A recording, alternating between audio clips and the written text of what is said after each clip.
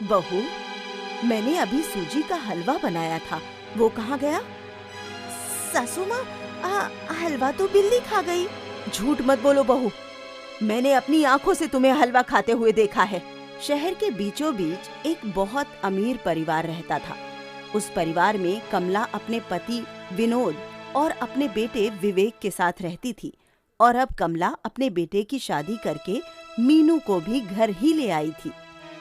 मीनू, आज तुम इस घर की बहू बन गई हो, इसलिए मैं चाहती हूँ कि आज से इस घर की रसोई घर की जिम्मेदारी तुम संभालो। आज से इस रसोई घर में तुम्हारा हुक्म चलेगा। हाँ सासू माँ, आपने मुझ पर इतना विश्वास किया, मैं आपका ये विश्वास कभी नहीं तोड़ूंगी। और रसोई घर के बजट दोनों को बहुत अच्छे से संभालूंगी। बस एक बात याद रखना बहू, कि इस घर में कभी कोई भूखा ना सोए। ठीक है सासू माँ। लेकिन मीनू बहुत कंजूस थी। पहले ही दिन जब उसने रसोई घर का बजट देखा तो उसके होश उड़ गए। इतना महंगा बजट! अगर हम हर महीने इतना खर्चा खाने पर करते रहे, फिर तो जल्दी ही हमारा मकान बिक जाएगा और हम सड़क पर आ जाएंगे। मुझे कुछ भी करके इस बजट को कम करना होगा। सासू माँ ने मुझे इतनी बड़ी जिम्मेदारी दी है और मैं इस जिम्मेदारी को बहुत अच्छे से निभाऊंगी। रात को उसने सभी घर वालों के आगे खाना परोसा तो सभी हैरान रह गए। ये सब क्या है मीनू? आज तुमने ये रूखा सूखा सादा खाना क्यों बनाया है? सिर्फ आज नहीं सासू माँ, आज से हम सब ऐसा ही रूखा सूखा खाना खाएंगे। लेकिन क्यों? हम सबकी सेहत तो एकदम ठीक है, फिर हम ऐसा कम मसाले वाला और बिना घी का खाना क्यों खाएं? सासू माँ, आपकी सेहत ठीक है, लेकिन आपका रसोई घर का बजट बहुत बिगड़ा हुआ है। अगर मैंने इसे जल्दी सही नहीं किया तो हम गरीब हो जाएंगे। तुम उसकी चिंता मत करो बहू, हमारी फैक्ट्री बहुत अच्छी चल रही है, हम कभी गरीब नहीं होंगे। हाँ, तुम तो बस हमें स्वादिष्ट खाना खिलाओ। नहीं सासू माँ, देखिए, आपने मुझे रसोई घर की जिम्मेदारी दी है। आपने ही कहा था ना कि अब रसोई घर में मेरा हुक्म चलेगा, इसलिए अब मैं जो भी रसोई घर में बनाऊंगी आप सभी को वही खाना होगा। किसी को कुछ समझ नहीं आया कि वो क्या बोलें, इसलिए सबने चुपचाप रूखा सूखा खाना खा लिया। अगले दिन मीनू ने हिसाब लगाया तो उसे रसोई घर का बजट अब भी बहुत ज्यादा लगा। बजट तो अभी बहुत ज्यादा है, मुझे कुछ भी करके इस बजट को अभी और कम करना होगा। फिर अगली शाम उसने खाने में सबको बस आधी प्लेट खाना ही दिया। मीनू, ये क्या है? बाकी खाना कहाँ है? सासू माँ, यही सारा खाना है। आज मैंने बस आधा खाना ही बनाया है। पर क्यों? तुमने इतना सा खाना क्यों बनाया? इतना खाने से हमारा क्या होगा? इतने से खाने से तो हम में से किसी का भी पेट नहीं भरेगा। एक तो रूखा सूखा, वो भी आधा पेट। बात ज्यादा खाने की नहीं है सासू माँ, बात है रसोई घर के बजट की।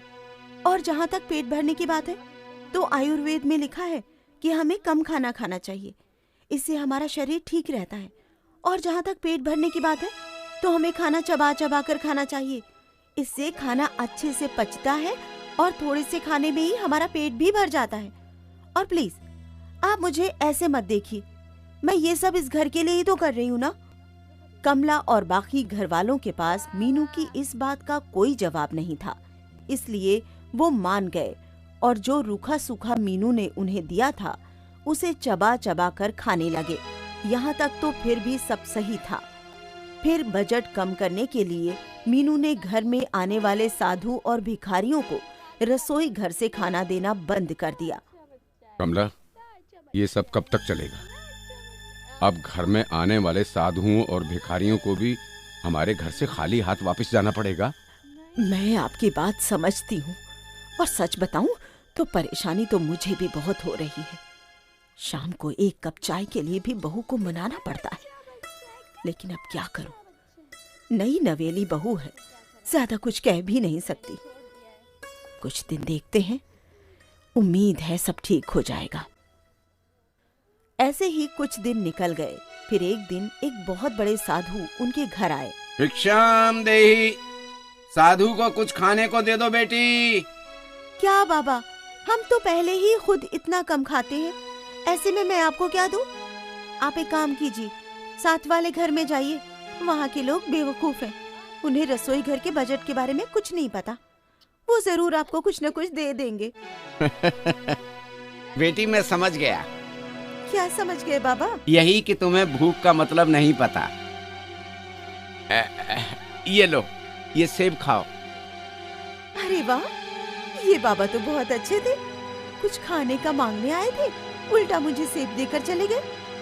वैसे भी मुझे सेब खाए बहुत महीने हो गए। पिछली बार बुआ के घर शादी में फ्रूट सैलेड खाई थी। ये सोचकर उसने सेब खा लिया। सेब खाते ही उसे बहुत जोर से भूख लगी। ये क्या हुआ? मुझे तो बहुत जोर की भूख लग रही है। वो रसोई घर में आई और उसने सारा खाना खा लिया। मेरी भूख तो अभी भी नहीं मिटी। क्या करूं? अब फल। उसने फ्रिज से निकालकर सारे फल खा लिए।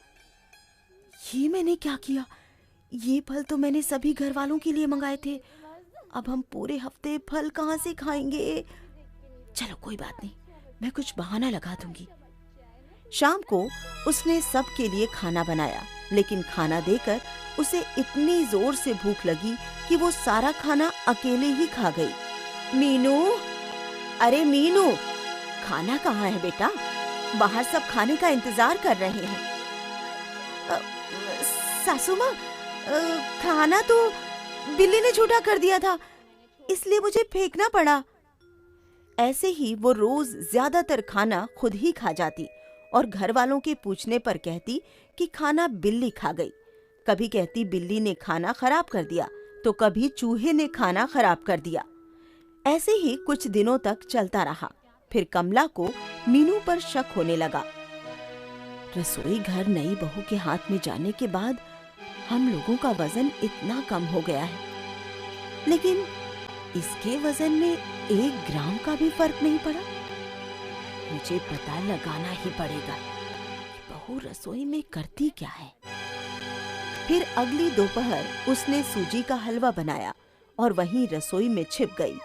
हलवे की खुशबू को सूंघती हुई मीनू रसोई में आई और उसने एक चुटकी में सारा हलवा खा लिया। तभी कमला उसके सामने आई। बहू, मैंने अभी सूजी का हलवा बनाया था, वो कहाँ गया? सासू माँ, हलवा तो बिल्ली खा गई। झूठ मत बोलो बहू, मैंने अपनी आंखों से तुम्हें हलवा खाते हुए देखा है। मुझे माफ कर दीजिए सासू माँ। माफी मांगने से कुछ नहीं होगा। मुझे सारी बात सच सच बताओ कि तुमने मुझसे झूठ क्यों बोला। असल में सासू माँ, बात ये है कि कुछ दिन पहले घर पर एक साधु महात्मा आए थे। उन्होंने खाना मांगा तो मैंने उन्हें खाना देने से मना कर दिया, पर उन्होंने मुझे खाने के लिए एक सेब दिया था। बस उस सेब को खाने के बाद से ही मुझे हमेशा भूख लगी रहती है। खाने को देखकर मुझसे रहा नहीं जाता और मैं सब कुछ मिनटों में खाकर खत्म कर देती हूँ। मुझे समझ नहीं आ रहा था कि मैं आपको ये सब कैसे बताऊं, इसलिए मैंने आपसे झूठ बोला। क्या हुआ, आप हंस क्यों रही हैं? मैं इसलिए हंस रही हूँ कि साधु महात्मा लोग हमें ऐसे ही शिक्षा देते हैं। तुम चिंता मत करो बहू, सभी साधु मंदिर के पास बैठते हैं। चलो हम उन साधु के पास चलते हैं। वो दोनों मंदिर के पास आई। मीनू ने उन साधु को पहचान लिया। साधु बाबा, मुझे माफ कर दीजिए, मुझसे गलती हो गई। मुझे आपको खाना देने से मना नहीं करना चाहिए था।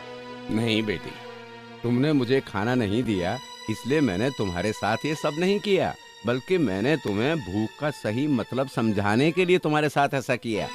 हमें कभी भी भूखे को खाना खिलाने में कंजूसी नहीं करनी चाहिए। शास्त्रों में कहा गया है कि भूखे को खाना खिलाना दुनिया का सबसे बड़ा पुण्य है, समझी? जी बाबा, मैं समझ गई। अब मैं कभी किसी को खाना खाने से नहीं रोकूंगी और घर पर आने वाले हर भूखे को पेट भरकर खाना खिलाऊंगी। मीनू के ऐसा कहने पर बाबा ने मीनू को एक सेब खाने को दिया। सेब खाते ही मीनू का पेट भर गया। अब जाकर मेरा पेट भरा है, बाबा की जय हो। इस तरह एक साधु ने एक कंजूस बहू को भुक्खड़ बहू बनाकर उसे भूखे को खाना खिलाने का महत्व समझाया।